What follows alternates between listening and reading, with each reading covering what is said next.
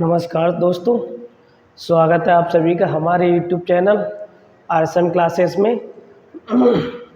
सबसे पहले मेरे सभी भाइयों को राम राम, नमस्कार, जय श्री कृष्णा, सत श्री अकाल, आदाब।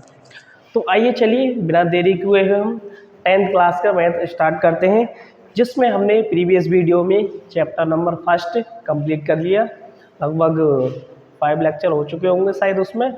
आज हमारा 6 लेक्चर है, जिसमें हम 10th क्लास के सेकंड चैप्टर बहुपद स्टार्ट करने जा रहे हैं।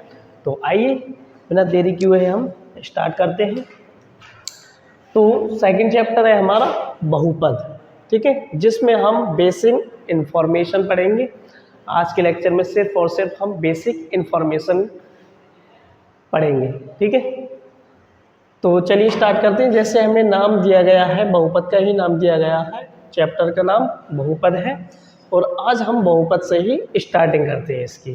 तो सबसे पहले समझते हैं कि बहुपद होता क्या है, ये बहुपद बनता कैसे है और किस तरह से हम बहुपद को पहचान सकते हैं कि कोई सा बहुपद है और कौन सा नहीं है बहुपद। तो चलिए आइए स्टार्ट करते हैं और इसी के साथ आप सभी हमारे साथ बने रहिएगा। और मैं वादा करता हूँ आप लोगों से कि मैं आपकी एक एक चीज़ क्लियर कर दूंगा, जो भी आप जिसमें भी कन्फ्यूजन रहे हो, ठीक है। तो चलिए सबसे पहले देखते हैं हम इसकी परिभाषा।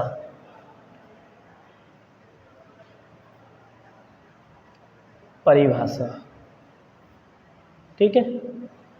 तो इसकी परिभाषा है चर, अचर, राशि से राशियों के जोड़, घटा व गुणन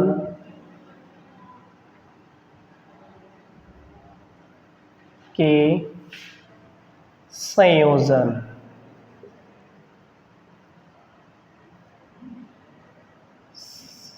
संयोजन से बनी बीज गणितीय संरचना, बीजगणितीय संरचना बहुपद कहलाता है। बहुपद कहलाता है, ठीक है। तो बहुपद कहलाता है, ये हमने इसकी परिभाषा देखी थी, लेकिन इसमें कुछ शर्तें भी होती हैं। वो शर्तें क्या होती हैं आइए देखते हैं। यदि नंबर 1 x की घात धनात्मक और पूर्णांक होनी चाहिए,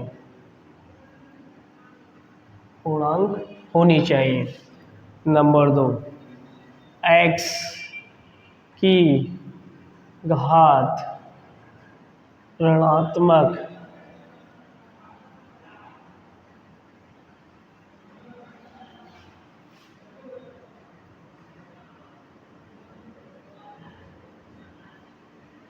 और भिन्नात्मक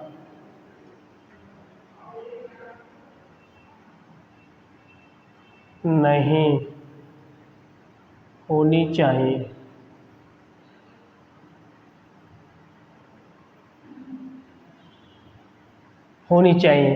ये 2 कंडीशन है जो कि हमारे इस बहुपद को पूरा होने के लिए फुलफिल करती है कंडीशन को, ठीक है।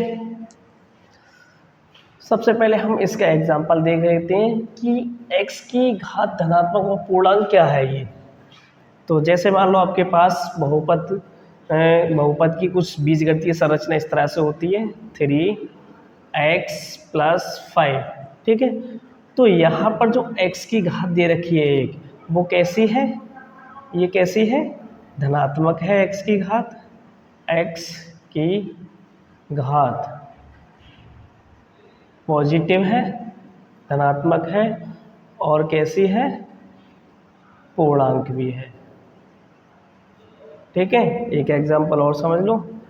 जैसे मान लो आपके पास कोई बहुपद दे रखा है 5x² 6x+1, तो यहाँ पर भी x की घात कैसी है, ये भी हमारी पॉजिटिव है और पूर्णांक है, अर्थात इंटीजर है। ये भी हमारी x की घात कैसी है, पॉजिटिव है और इंटीजर है, ठीक है। अब आइए इसका एग्जांपल देखते हैं। जैसे मान लो हमारे पास कुछ इस तरह से दे रखी है अलजेब्रिक स्ट्रक्चर 3√x+1। तो इसमें √x का मतलब क्या होता है, √x का मतलब होता है x की पावर 1/2, जो कि कैसी है, भिन्नात्मक है, ठीक है। तो यहाँ से हम कह सकते हैं कि x की घात पॉजिटिव है परंतु भिन्नात्मक है,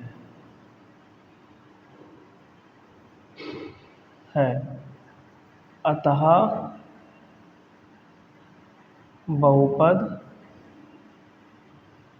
नहीं है, ठीक है।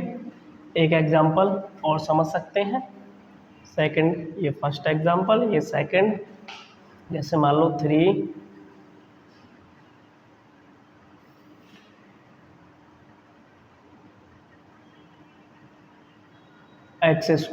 प्लस 3/x, ठीक है। तो यहाँ पर इसको हम इस तरह से लिख सकते हैं, जैसे हमने 9th क्लास में पढ़ रखा है घातांक के नियम से, यदि कोई भी संख्या बटे में होती है उसको जब ऊपर ले जाते हैं तो उसकी घात हमेशा माइनस की होती है, ठीक है। तो इसीलिए यहाँ पर इसकी अलजेब्रिक स्ट्रक्चर कुछ इस तरह से होगी, और यहाँ से हमें पता चल रहा है कि इसकी घात कैसी है, नेगेटिव है, ठीक है। पूर्णांक तो है, पूर्णांक है, परंतु ये कैसी है, नेगेटिव है, तो इसलिए ये भी बहुपद नहीं होगा, तो ये भी बहुपद नहीं होगा। तो ये हमने अभी देखा था कि कब बहुपद होगा, कब बहुपद नहीं होगा, ठीक है। तो चलिए इसे मैं रिमूव करता हूँ, जल्दी से इसके स्क्रीनशॉट लीजिएगा। चलिए स्क्रीनशॉट ले लिया होगा आपने।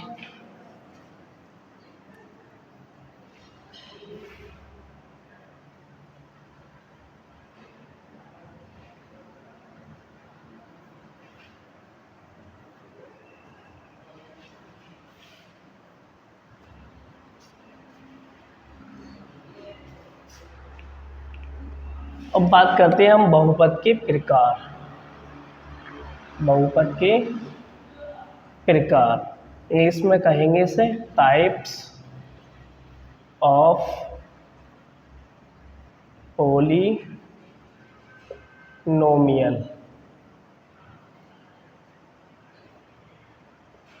ठीक है। तो यदि हम बहुपद की घात के आधार पर बात करें, घातों के आधार पर, इंग्लिश में कह सकते हैं इसे बेस्ड ऑन पावर्स,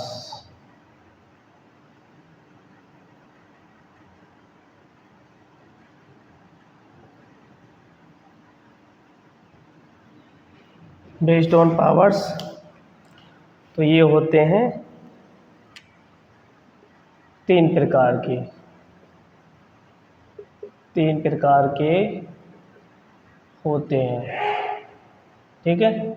इंग्लिश की बात करें इसे तो कह सकते हैं देयर आर 3 टाइप्स। ठीक है, कौन कौन से हैं वो? चलिए सबसे पहले इनका हम क्लासिफिकेशन कर लेते हैं। नंबर फर्स्ट, रैखिक बहुपद, इंग्लिश में इसे कहेंगे लीनियर, लीनियर पोलिनोमियल, पोलिनोमियल। अब मैं इंग्लिश में इसको पोलिनोमियल को सिर्फ पोली लिखूंगा शॉर्ट में। ठीक है, इसको सिर्फ पोली लिखूंगा मैं शॉर्ट में, या पोली लिखूंगा पोलिनोमियल को सिर्फ। ठीक है, फिर सेकंड, द्विघात बहुपद, इंग्लिश में इसे कहेंगे क्वाड्रेटिक पोलिनोमियल। थर्ड होता है हमारा त्रिघातीय या त्रिघात बहुपद, इंग्लिश में इसे कहेंगे क्यूबिक पोलिनोमियल। ठीक है, अब सबसे पहले बात करते हैं हम, एक एक करके इनकी बात करेंगे कि रैखिक क्या होता है, द्विघात क्या होता है और त्रिघात क्या होता है। तो चलिए सबसे पहले हम बात करते हैं रैखिक की। रैखिक क्या होता है, इसमें x की घात 1 होती है, x की घात 1 होती है। जैसे एग्जाम्पल्स 3x + 1 है ना, तो इसमें x की घात कितनी है, 1। ऐसे एक एग्जाम्पल और ले लें, सेकंड 5x + 1, तो इसमें भी x की घात कितनी है, 1। ठीक है,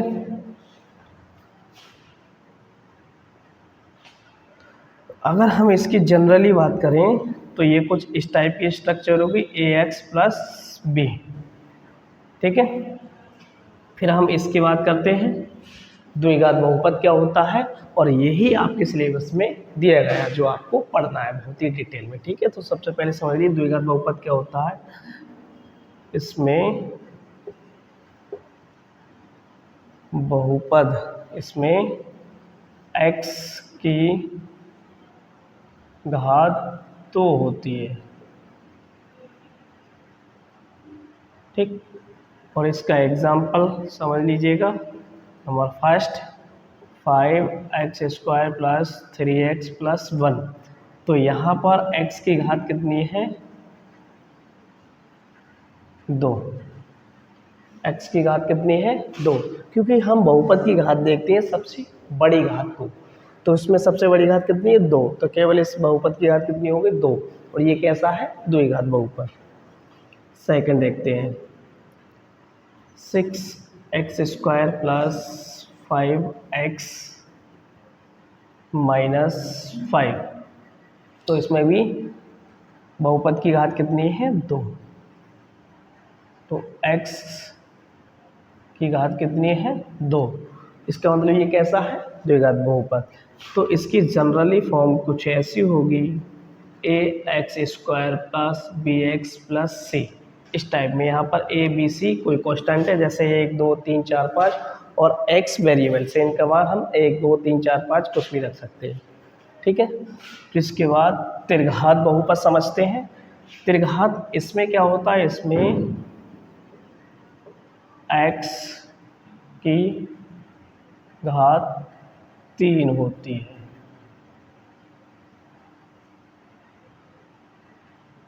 x की घात 3 होती है।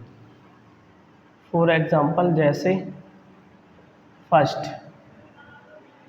6 x cube plus 5x² minus 4x plus 1।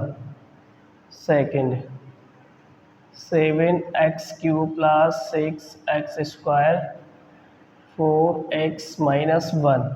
तो इन सभी बहुपदों में x की घात कितनी है? x की घात 3।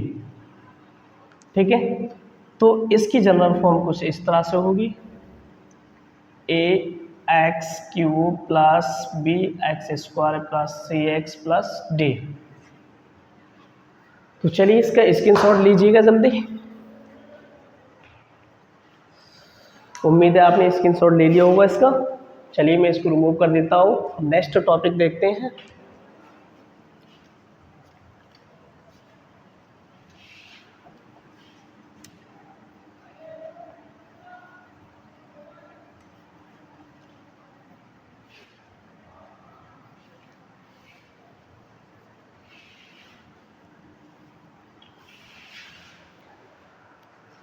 नेक्स्ट टॉपिक आपका शून्यक।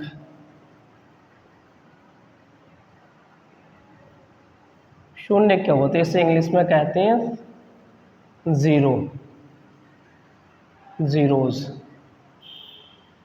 ठीक है, तो जीरोज क्या होते हैं? जीरोज होते हैं जब हम इसको इस तरह से हम ग्राफ पर दर्शाते हैं, तो ये हमारा कहलाता है एक्स अक्ष और ये कहलाता है हमारा वाई अक्ष। ठीक है, तो हमारे पास जब कोई कर्व होती है, कोई लाइन होती है, कोई रेखा होती है, वो एक्स अक्ष को जितनी जगह काटती है वही उसके शून्य कहलाते हैं। तो ये रेखा जो है एक्स अक्ष को 1 2 3 जगह काट रही है, तो इसका मतलब इसकी शून्य 3 हो गए। ठीक है, तो सबसे पहले हम समझते हैं शून्यकों को रैखिक समीकरण में, रैखिक बहुपद में। तो अभी हमने बहुपद पढ़ा था 3 तरह के रैखिक बहुपद। मैं इंग्लिश में नहीं लिखूंगा इन्हें, पहले ही मैंने क्लियर कर दिया है इंग्लिश में। इसे लीनियर पॉलिनोमियल कहते हैं, और दूसरा होता है हमारा द्विघात बहुपद।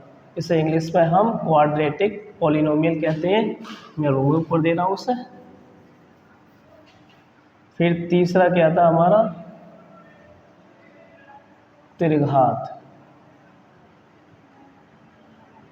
बहुपद। इसे इंग्लिश में क्यूबिक पॉलिनोमियल कहते हैं। तो इनके शून्यक समझते हैं हम सबसे पहले। क्या? शून्यक। ठीक है, ये क्या है हमारे? बहुपद। ये क्या है? बहुपद। और ये हम देखने जा रहे हैं शून्यक इनकी। ठीक, तो रैखिक समीकरण में जो शून्यक होते हैं इसके, वो होता है एक शून्यक। एक शून्यक होता है, और द्विघात में होते हैं 2 शून्यक। 2 शून्यक होते हैं, और इसमें 3 शून्यक होते हैं। इसमें 3 शून्यक होते हैं। ठीक है, शून्य क्या होते हैं? तो अभी बताया था, जैसे मान लो आपके पास कोई अलजेब्रिक स्ट्रक्चर अर्थात बहुपद दे रखा है, जैसे 5x², हमें चाहिए रैखिक, तो 5x प्लस 1। तो इसका जो शून्यक निकल का आएगा वो माइनस का 1/5 आएगा। ये इसका क्या है? ये शून्यक। ठीक है, इसे अल्फा से प्रदर्शित कर सकते हैं। ठीक है, फिर इसके बाद आता है द्विघात बहुपद। जैसे द्विघात बहुपद हम मान लेते हैं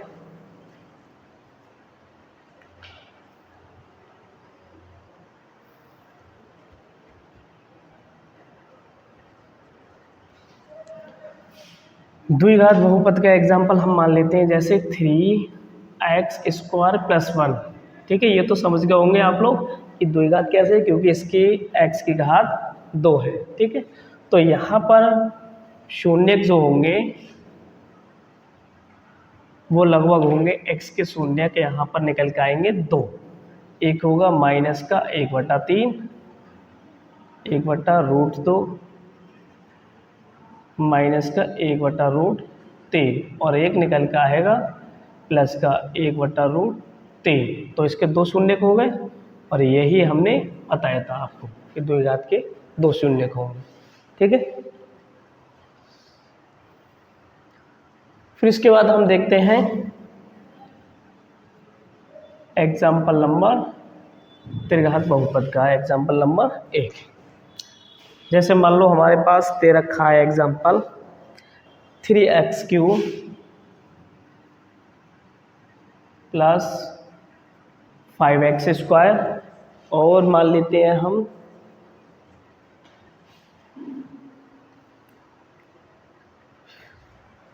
3x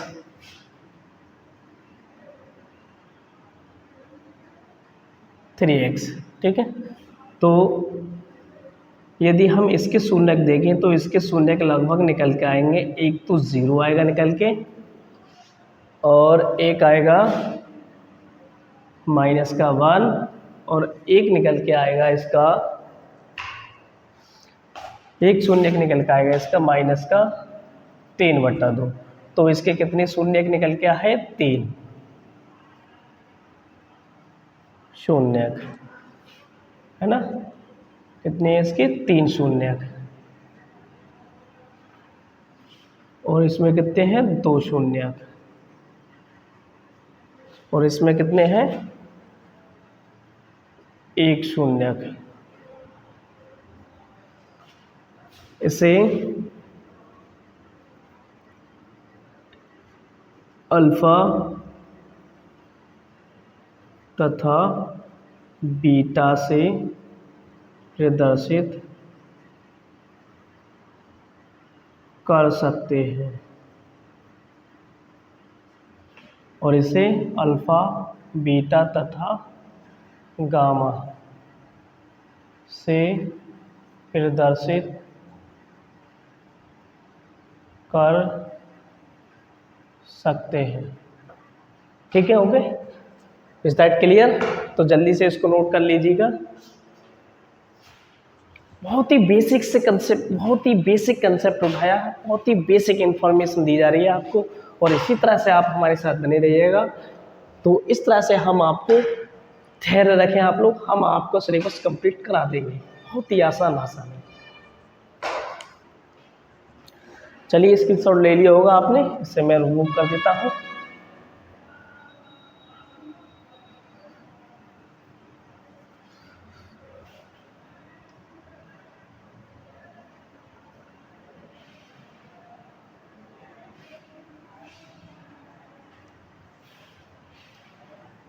इसे मैं रिमूव कर देता हूँ। अब समझते हैं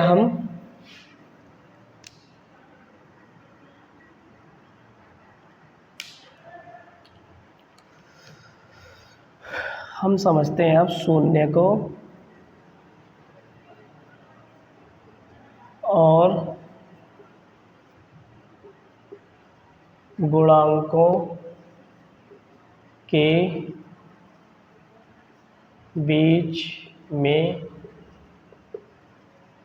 संबंध। ठीक है, इसे कह सकते हैं इंग्लिश में रिलेशन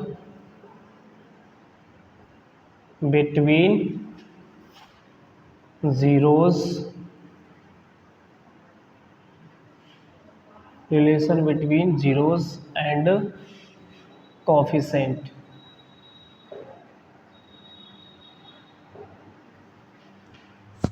ठीक है, तो चलिए वन बाई करके हम इसको देखते हैं, इसके रिलेशन में क्या क्या रिलेशन होते हैं इनके। तो सबसे पहले हम समझते हैं इसको वन बाई करके रैखिक बहुपद का। तो रैखिक बहुपद का संबंध केवल शून्य की होता है, इसमें योग हो चाहे गुणनफल हो, ये दोनों एक ही होते हैं। ठीक है, तो यहाँ पर केवल शून्यक ही रहता है, ये शून्यक माइनस का b बटा a होता है इसमें। फिर इसके बाद आता है सेकंड। तो सेकंड वाले को समझते हैं हम। सेकंड तो सबसे पहले हम समझ लेते हैं द्विघात बहुपद, और इसमें हम इसका कुछ इस तरह से होता है 3x + 1, ये स्ट्रक्चर होती है।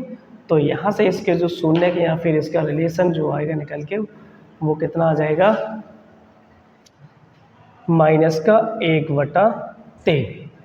यही इसके शून्यक है और यही इनके बीच का संबंध है, क्योंकि इसमें सिर्फ और सिर्फ एक ही शून्यक होता है, तो ना चाहे उसका योग कर लो चाहे गुणनफल कर लो, यही रहेगा। ठीक है, फिर इसके बाद आता है द्विघात बहुपद। द्विघात बहुपद हमने एग्जाम्पल लिया था, और एग्जाम्पल हमने लिया था 3x² + 1 का। ठीक है, तो इसके शून्यक जो निकल के आए थे वो अभी हमने देखे थे, x बराबर माइनस का 1/√3 और प्लस का 1/√3, और इसे हम नाम दे देते हैं अल्फ़ा और इसे नाम दे देते हैं हम बीटा, क्योंकि हमने अभी पढ़ा था इसे अल्फ़ा और बीटा से प्रदर्शित कर सकते हैं। तो पहला जो है इसका अल्फ़ा है, दूसरा जो है इसका बीटा शून्यक है। तो इनके बीच का जो संबंध होगा वो होगा शून्यकों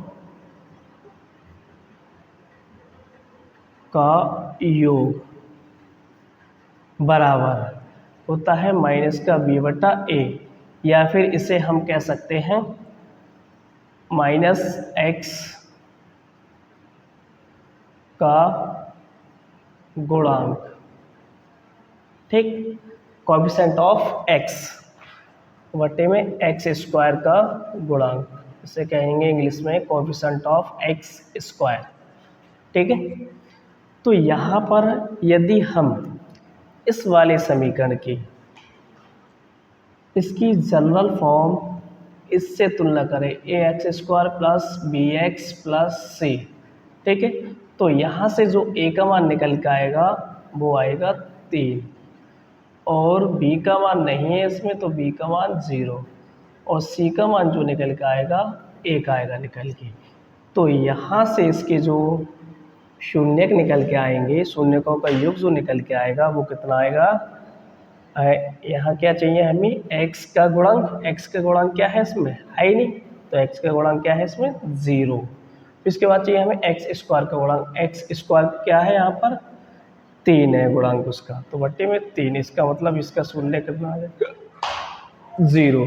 चाहे तो आप इसे चेक भी कर सकते हैं, तो इसको हमने रखा था यहाँ पर 0 आया था, अब यहाँ से शून्य हमारे पास दे रखे हैं ये, तो इनका योग करें हम तो ये भी 0 आना चाहिए। तो देखें यहाँ पर कितना है -√3 और यहाँ पर प्लस का 1/√3, तो यहाँ से ये माइनस के ये प्लस के ये 0 कट जाएगा, तो इसका मतलब हमारा जो फार्मूला है वो भी वेरीफाई हो गया। तो यहाँ से इसका मतलब हमारा जो फार्मूला निकल के आया वो क्या निकल के आया, माइनस का b बटा a, क्योंकि क्या है x का गुणांक कहाँ है, इसमें है ही नहीं, और जबकि हमारा जनरली फॉर्म क्या होता है ये, तो यहाँ पर x का गुणांक ये हैगा b और साथ में माइनस का चिन्ह होता है, बटे में x² का गुणांक, तो x² गुणांक क्या है यहाँ पर a। ये फार्मूला हमारा निकल के आ गया। ठीक है, और यही आपके पूरे चैप्टर में काम आने वाला है। तो सेकंड वाला देखिएगा, इसका सेकंड रिलेशन है इसका शून्यकों का गुणनफल। गुणनफल, शून्यकों का गुणनफल क्या होता है, अचर पद बटे x² का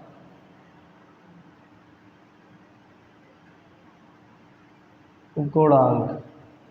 अचर पद क्या है इसमें c, क्या है इसमें c,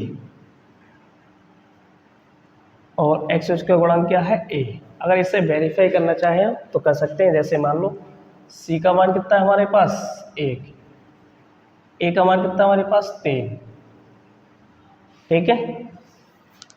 अब यहाँ से हम इसे वेरीफाई करना चाहें तो शून्यकों का गुणनफल, यहाँ पर सी बट्टा ए का मान कितना 1/3 आ गया, तो इनका मान भी 1/3 आना चाहिए। तो शून्य कितना हमारे पास पहला दे रखा है माइनस का 1/√3 गुणा दूसरा क्या है √1/3। तो यहाँ से हमारे पास हो जाएगा 1/3, 1/3, ठीक है। तो ये भी 1/3 आ गया, ये भी 1/3 आ गया। इसका मतलब हमारा जो आंसर है वो वेरीफाई हो गया।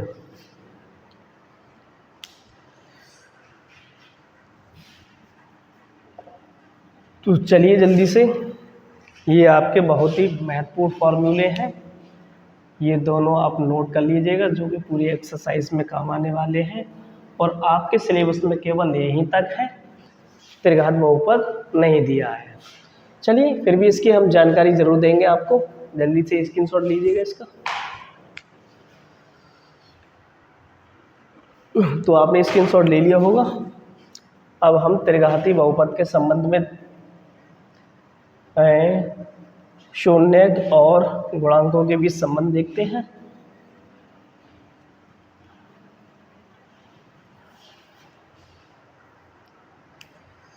तो त्रिघाती बहुपद का हमने एग्जाम्पल लिया था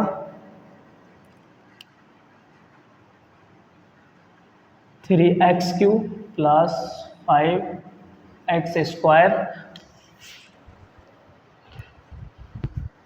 प्लस का 3x। तो इसके जो शून्य निकल के आए थे हमारे पास अल्फ़ा और बीटा और गामा के, क्योंकि हमने बताया था इसके शून्य को अल्फ़ा बीटा और गामा से शो करते हैं। तो इसका पहला शून्य निकल के आया था 0, दूसरा निकल के आया था -3/2 और तीसरा निकल के आया था -1। ये शून्य थे, चेक कर लेना, ठीक है। अब यहाँ से इनके बीच में संबंध देखते हैं। तो संबंध क्या होता है, सबसे पहले शून्यकों का योग। अब यहाँ पर इसकी घात 3 होगी, तो इसका मतलब यहाँ पर उसमें क्या था x का गुणांक, लेकिन यहाँ होगा -x²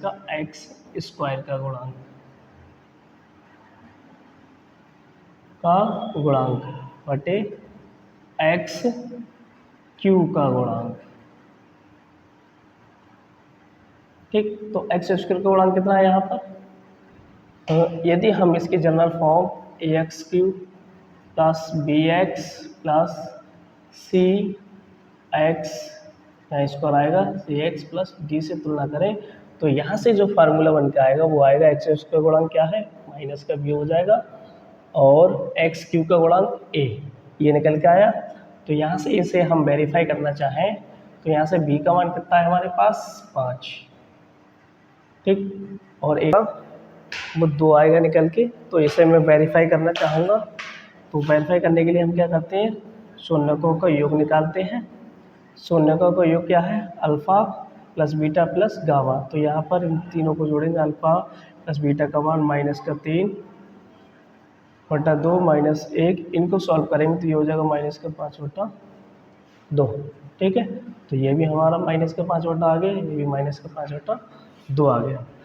तो यहाँ से हमारा फार्मूला वेरीफाई हो चुका है।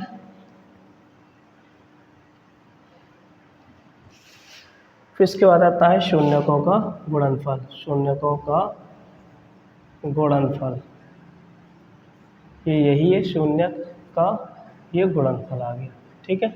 तो इसका आंसर हो जाएगा अचर पद बटे x³, यहाँ माइनस है q का गुणांक। अचर पद क्या है इसमें d, माइनस का d और x³ का गुणांक a। तो यहाँ से इसे भी चेक करना चाहें तो आप कर सकते हैं। -d का मान कितना है हमारे पास, d का मान 0 है, ठीक। a का मान कितना है 2, तो इसका आंसर आ जाएगा 0। इसे चेक करना चाहें तो चेक भी कर सकते हैं आप। 0 गुणा -3/2 माइनस का 1। जब हम 0 की गुणा करते हैं किसी भी संख्या से तो हमेशा 0 आता है, तो इसका मतलब यहाँ भी 0 आ गया, यहाँ भी 0 आ गया, तो ये भी आंसर हमारा वेरीफाई हो चुका है, ये फार्मूला भी वेरीफाई हो चुका है। तो यहाँ से हमारे पास जो इम्पोर्टेंट चीज़ें निकल के आई वो ये निकल के आई। तो इसी तरह से आप त्रिघात बहुपद का भी शून्य और गुणांकों के बीच संबंध याद कर सकते हैं। ठीक है, तो चलिए दोस्तों, आज के लिए इतना ही काफ़ी, इतना ही पर्याप्त है। और इसी तरह से हमारे साथ बने रहिएगा। और इसी के साथ हम अपनी क्लास को आज यहीं समाप्त करते हैं। तो thanks for watching this video. इसी के साथ मेरा सभी भाइयों को राम राम, नमस्कार, जय श्री कृष्ण, सत श्री अकाल।